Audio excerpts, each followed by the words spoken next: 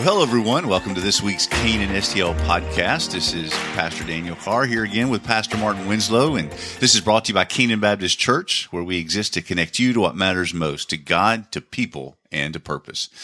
Well, Martin, today we're talking about moms, just coming off of Mother's Day, and moms are so valuable. We're going to start with a biblical conversation about, great moms in the Bible.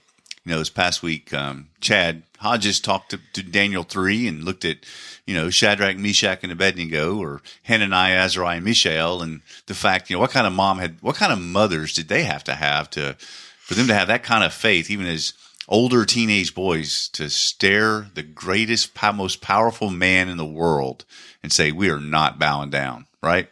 Yeah. Love that story. One of my favorite chapters in the Bible. Yep. But there's so many just amazing mothers in the Bible that we can just use as, examples for our mothers today, mothers that in the Bible that could encourage our moms. And so, we just here before the podcast, we're just talking about a few of those. And, of course, you have the first mother comes to mind is Mary, the mother of Christ. And, she's talked about it a lot. Well, let's talk maybe about more of the lesser known moms throughout the Bible. Yeah, it's hard to say that Mary's overrated. Yeah, right? absolutely. I mean, she did birth the Son of God. That's right. You had mentioned when we were talking before the podcast started about Jochebed. Why don't you kind of articulate a little bit about Jochebed? She's only mentioned by name once in the Bible, but she's present quite a bit. She's the mother of Moses. And so she is the one who gave birth to Moses and defied the Egyptian Pharaoh and government, which at that point in time had decreed that all Hebrews, who were slaves at the time, had to cast their male children into the Nile River and drown them to, stop the rising population. So she defied that. And so she kept Moses. She just kind of knew that there was something special about him. Plus he was her son, her baby. And so she's the one that, put together this little basket. The word there is ark, interestingly, an ark of bulrushes, and put infant Moses into the bulrushes and sent him downriver. And he was followed by his sister Miriam. And, of course, when he comes into Pharaoh's, as the Lord would sovereignly have it, he just kind of drifted down the river and into like a little outlet bay right at the back of Pharaoh's palace, where Pharaoh's own daughter sees baby Moses and wants to take him as her own. And at that point in time, she asks the question, well, who will nurse this baby? And Miriam, who's following, says, I know someone who can, and goes against Jochebed. Yeah. So Jochebed is able to raise Moses in the palace of Pharaoh and pours into him. And we know that Moses knew who he was. He knew he was Hebrew. He knew the stories. He knew about the one true God. And how is that? Because his mother, Jochebed, was able to raise him and pour into him faithfully. Yeah. So it's a great story. She's a great mom. It is a great story. It kind of reminds me a little bit of what was going on in Asia a few years ago with the one-child policy. Yeah, right? That's right. You've got this mom who ends up pregnant, who knows the decree that's come down from Pharaoh, and she's got to act in faith to even carry this child. She does it. Speaking of children, what about what's going on with the Supreme Court right now? Maybe we can come back to that. Wow. Yeah, right?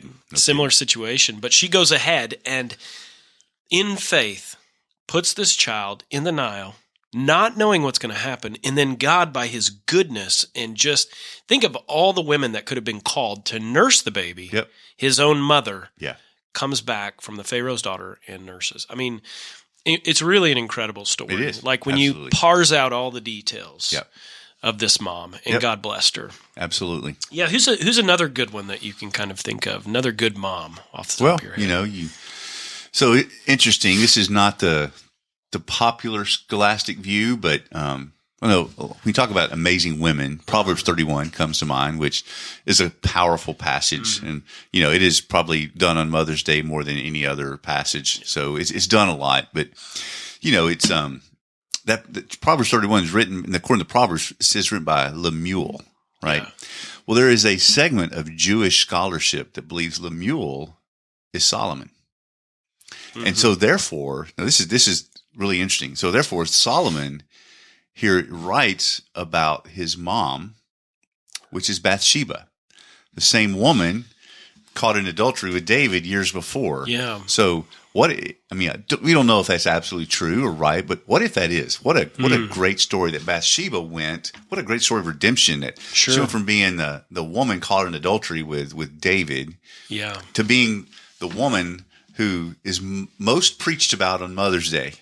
Yeah, that's a great point too, and I've heard this before from women. Let's suppose that is true. Yep. I've heard of in the past, a lot of women say, "Don't compare me to that Proverbs 31 woman. She's just out. There's no way." Right. But when you think about it in the larger context, if that is true and it is Bathsheba, wow! Like you said, talk about redemption. Like, of course, yeah. Transformation. Absolutely. Yeah. And God's goodness in it. Another mom that, is unique, and I think a good mom, but it is kind of a strange story in the Old Testament, is the story of Hannah and her dedicating of Samuel. If you remember the story in 1 Samuel chapter 1, she can't have a child. Yeah. Right? And she begs God. She's at the tabernacle. She's begging the Lord to give her a child. Eventually he does. And then she leaves the child with Eli at the tabernacle to sacrifice. What do you think about that? It's a great story of love and commitment to the Lord. Yeah.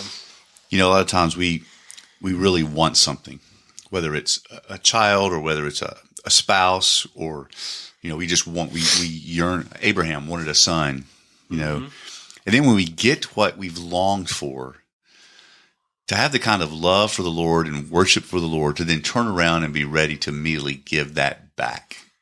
That just shows an open-handedness towards the Lord that is incredible to story. be commendable by anyone and everyone, right? With Abraham, he was called to sacrifice Isaac, and he was ready to do it. He had the knife lifted in the air, ready to let the knife drop, and the angel stopped his hand. Hannah yearned. I mean, she'd been ridiculed by Elkanah's other wife, Peninnah, for years probably, and just constant day in and day out feeling like I'm a lesser woman, because in that culture you were defined by your children as a woman, and so for her that was just such a struggle. But to have all of that answered, but then immediately just after weaning, turn around and give the child back to the Lord. Yeah, that's incredible love and devotion. It is. Yeah. And Samuel's kind of a prototype for Jesus. We parse this out in our book, The Seventh Birthday. Yeah. So you see a lot of parallels, even with like Mary and Joseph for getting Jesus back at the temple, right? Yep. And leaving him, and he's in his father's house, and he grows in the wisdom, stature, and with the Lord. Like there's some real neat parallels that you could unpack as well there. Another mom that I think it's interesting is to bring up is Sarah. Right? Sarah is 90 years old when she gives birth to Isaac. Yeah, and this wasn't when people were living hundreds of years. This was pretty close to us. Yeah. Now, can you imagine her crawling around on the floor with little baby Isaac? Oh, my. Or nursing little baby Isaac at 90 years old. So my mom's 91, so that's a very scary image. A very scary image. Yeah. I mean, typically, right, you get on the floor and you're 90, you ain't getting back up off the floor. That's exactly right. And so crawling around like in the nursery with Isaac, that's a... Yeah, my mom in the floor, that's 911. Yeah. Wow. Yeah, exactly. But we don't think of it that way. You're right. You're right. But an amazing story. It is. What about your mom? Tell me a little bit about her. Like, talking about amazing moms. My mom, she's a great God story, She was born in 1930, so right at the onset of the Great Depression. Her grandfather he did well financially, but her parents they struggled financially. They weren't like poor like my dad's family was. They were pretty poor, but mom grew up and they really didn't go to church much. There was like a little Methodist church, which still stands today. It's like a little one-room building, very classical country-looking church in the hills of East Tennessee, but it was less than a mile away. So she would walk to that little Methodist church as a kid. When she was walking to church, she just told me the story this past weekend. It's great. But she was just walking to church one day. She was 15 years old, and she just felt this overwhelming conviction that she needed to go to a different church because there was something she wasn't hearing. So that's all she kind of talked about. So she went past that. So that Sunday morning, she went past the Methodist church about another half a mile to the Baptist church, Bethel Baptist Church. And she said there she really heard the gospel for the first time. And so she trusted Christ about the same time that my dad did. My dad had just started going to that same church, completely independent of each other, right? And so they were both baptized in the creek right outside the church. And they'd known each other, but through school and whatnot locally, but that's where they really got to know each other, was at church. And so anyway, so my mom started going there. And, within 2 years, she's teaching kids Sunday school at the age of 17. And then she goes back and she starts telling her parents about what she's learned about the gospel. And so her mom was a believer, but her dad was not. And so her mom and dad both started going to the Baptist as well as her younger sibling. She's the oldest of 5. And so the whole family starts going to Bethel Baptist Church. Her dad gets saved. Her younger sister gets saved. Her 2 brothers get saved. And it's just really a neat story. And so my mom taught Sunday school, whether to kids or adults, from the time she was 17 until she was 87 years old. Wow. Yeah. That is an incredible story. Wow. Yeah. It's a really cool God story. My mom was, I guess she'd been in her early 20s and lived in California, grew up there her whole life. And she was actually a part of Chuck Smith's church, Calvary Chapel. Yep. And she heard the gospel there and became born again. And she was already in a situation where she was in a marriage where my father wasn't a believer, and now she was a new believer. And just a few years later, they'd had 4 kids. I was the last of 4, and they moved here to Missouri. And during that whole time, even though my dad wasn't a believer, she kept growing in her faith. And so we ended up back here in Missouri because of a job change with my father. And he eventually abandoned the family, but she was left here with all 4 of us in Missouri. And so we were raised here. But during that time, she worked 2-3 jobs, took care of us, always kept us in church, though. What a lady. And by God's grace, I was able to be exposed to the gospel over and over and over again in good relationships. The little church I grew up at, a little Nazarene church in Esther, Missouri, those people were good to us. They would bring us groceries. They would just take care of us.